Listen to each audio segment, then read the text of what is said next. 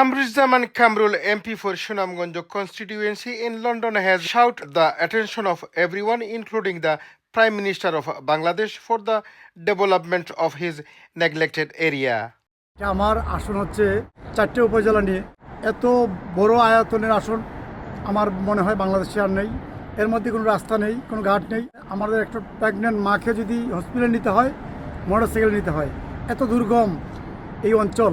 আমার মাননীয় প্রধানমন্ত্রীকে আমি বলছি, ভাইয়া আমরা তো ভাইয়া কি ভাইয়া, আমার অঞ্চল হচ্ছে বাংলাদেশের সবচেয়ে অবহেলিত এবং অনুন্নত। এটা বলার জন্য বলা না, এটা আপনি সার্ভে করে আপনি মানুষ দিয়ে ইনকোয়ারি করে এরপরে আমার এলাকার বরাদ্দ দিবেন, কারণ আমার এই অঞ্চল হচ্ছে সবচেয়ে অবহেলিত। বাংলাদেশের মধ্যে 50 বছরের পিছনে আছে আমার এই আসন। এই আসনকে এগিয়ে নিতে হলে সকলের সহযোগিতা লাগবে। আমাদের যারা মন্ত্রী মহোদয় হয়েছেন, আমাদের প্রাইম মিনিস্টারের সহযোগিতা লাগবে।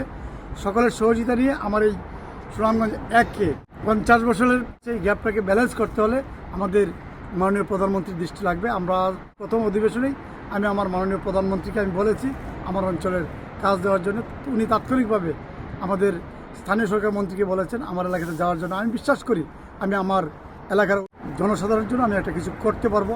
আমার যারা অভিভাবক, যারা আমাকে নির্বাচিত করেছেন, আজকের এমপি বানিয়েছেন, আমি তাদের প্রতি কৃতজ্ঞ।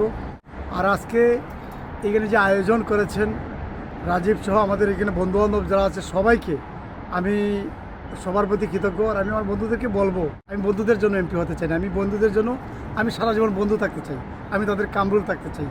সবাই দোয়া করবেন। আমার এই অঞ্চল হচ্ছে প্রত্যন্ত অঞ্চল, যে অঞ্চলে কোনো রাস্তাঘাট নেই, শিক্ষা ব্যবস্থা নেই, যোগাযোগ ব্যবস্থা নেই, চিকিৎসা ব্যবস্থা নেই।